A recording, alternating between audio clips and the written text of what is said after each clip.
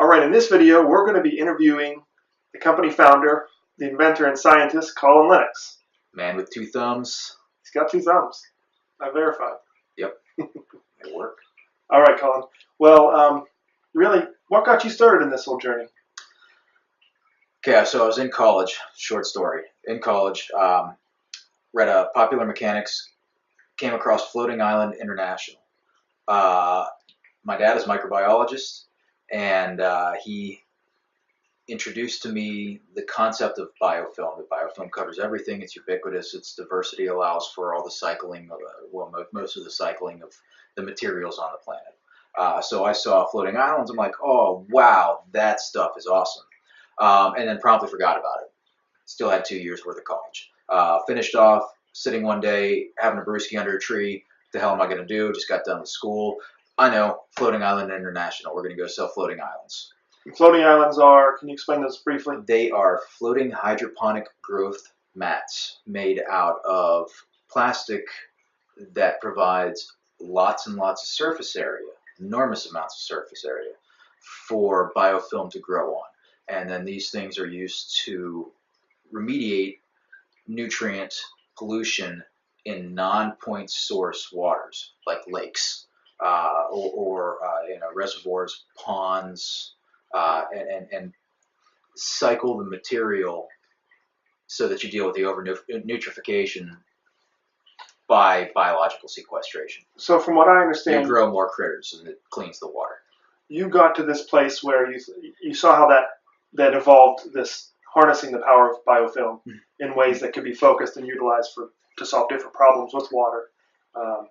But you saw that it had a certain amount of limitation where you felt it could go much further than what they were even using it for. Is that right? Yeah, the embodiment of the floating island, I gotta be careful. The embodiment of the floating island has absolute advantages in the proper context, but has some drawbacks as well. You are using plastics and microplastics, because these things can be broken down by critters getting into the environment. That's a real hot topic. So still introducing plastic into the environment, which we all know is a big problem and something that is going to be a big problem for the next generation to solve. And yeah, that's one of the concerns, but also it's the rate of the reactions that you're catalyzing are generally very slow. So cost to dollars to remediation done, water cleaned, is kind of pricey, and it was a struggle. And honestly, I think I've sold 3 of them in the 2 years that I was trying for it. And then one day I went to a meeting and met a gentleman from PADP and did a floating island presentation, and he said, "Put that stuff in a box." And that was it. From there, see the box behind us here. And this is an old model too. This technology is 3 years old right there. As you can see, that there's a wooden frame, and that makes it less expensive, and it certainly works. But do you want it to last 10 years, 20 years maybe max, or do you want it to last 100? I'm going to go for 100. So we redesigned around those limitations. Mm-hmm.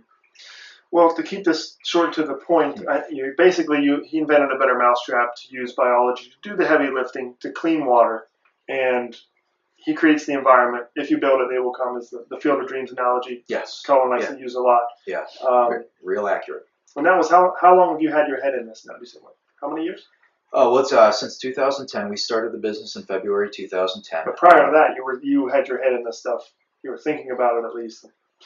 Yeah, always a love of ecology and nature. Dad had been teaching me since I was old enough to know anything. Yeah. But a couple years before that for college, and then at the time I was going for environmental studies in English, Penn State, Altoona, and was getting the background, the limnology classes, the ecology, environmental studies, biology, chemistry, the classes that when I saw floating islands, I already kind of knew, holy heck, something to that. Yeah, exactly. Yeah. I had the background to understand that's important, and then take it from there. But also you got to be wise enough to realize that, hey, if something's not quite right, if it isn't working here, you got to adapt. Don't let yourself get stuck in a position, and that's the business world that I've had to learn for the last 8 years now, and it's slowly been coming along. I'm not a business person. You are now. Well, we've never been too proud to go back to the drawing board at square one and say, what is the product in the marketplace? What is the product? What is the problem out in the field? Yeah. And how can we reverse engineer this to solve and cater to that? And that's why we feel we have a viable business model combined with the intellectual property, which probably a full 30% of your time goes to preparing your intellectual property and protecting it. And maybe it's definitely a big chunk. It helps us set our direction as well. Since we got the first patent in 2013, I've just continued writing them ever since then, and building out the portfolio to be both defensible, but also to illuminate some of the things that we're trying to do here. The newest technologies are going into the patents, but then they are in some ways catching, our technology is now getting ahead of even the patents in some ways. We're moving so fast. So we've got to keep writing as we go to protect and build a fence around what we're doing. Yeah, but so 30% at this time. Yeah, sure. Definitely. So to keep this on the track and short and sweet, what do you see for the future of EcoIslands, and what's coming around the corner that people can be watching for? Funny you should ask that. Of course, there is the Mars application, and there's our permacycler application. Did you say Mars? I said Moon, and Mars, International Space Station. Yeah. No, that's where we're going. Elon or Jeff, you guys will get us there. We're going to keep us there. That's it's. You got to have sustainable ecosystems to keep humans alive in space or in any celestial body they happen to be sitting on. Yeah. You've got to have this stuff for your normal human systems to keep going, as far as what I understand. Absolutely. The big picture with that then is that what we're doing is we're pairing a photic reactor, a greenhouse, with a self-selecting bioreactor, a wetland in a box. A photosynthesis and energy coming from sunlight or lights produces oxygen. That's the end product of photosynthesis, one of the end products. And then the box needs that oxygen to break down the waste plant matter from the photic room that you throw into it.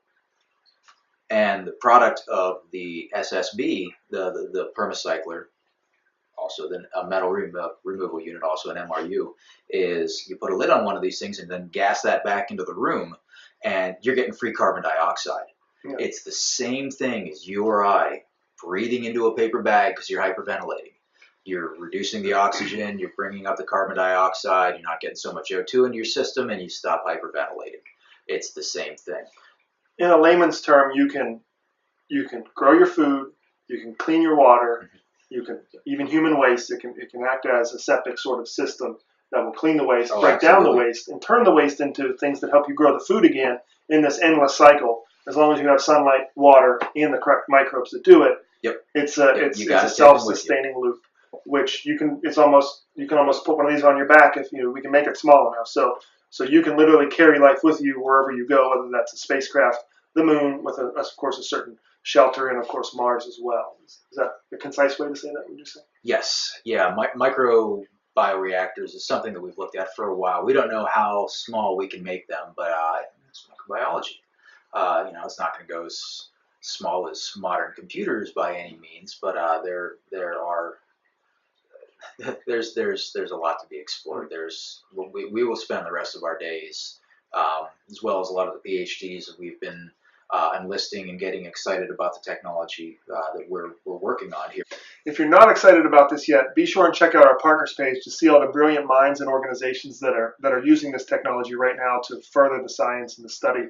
In some ways, we recognize that we're a little too far ahead of the market for people to really buy hand over fist right now, but we feel within the next year or two, when the science community really gets underneath this and really understands it, starts sort of promoting it, just in the sense that it works better, it's faster, it's cheaper, it's cleaner. Promoting it in that sense, just because it's a solution, not because they're in our pocket. I don't think we can have the Smithsonian in our pocket; they're much bigger than us. But if we don't have that kind of money, if we're spending on our own research and development. We've got our routes, and they have theirs, and these academic institutions then their job is to be independent of us and to do the basic research. Shoot it full of holes in a sense. You really put the critical eye on it. I mean, there are peer reviews, you know, as much as our clients are peer review. If they ask us for something or they say something isn't working, you know, I can't just stand there with my hat in my hand. You know, you got to fix it. Yeah. And if it isn't working, you know, we have had systems that weren't all that successful. We've lost clients. We've made those sacrifices, realizing no, that wasn't good enough. We need, you know, if we can't quintuple the flow rates, we're not doing what they're not doing what we say they can do, and that's exactly what we've had to go through. Major redesigns on the reactors. What would you say? What version are you on now? How many? Oh, we're versions. We've been through. I've probably built 30 or 40 reactors now. Different. Each one is different too. Not no two are. Well, I mean, a couple of them are the same if you build them at exactly the same time. But the major changes, I think we're past most of the major changes. Some of the things we've got. It's starting to gel and solidify. Each version is getting a little bit more similar each time, to where the latest systems, you know, they work really well and they're going to work really well for a long time. Yep.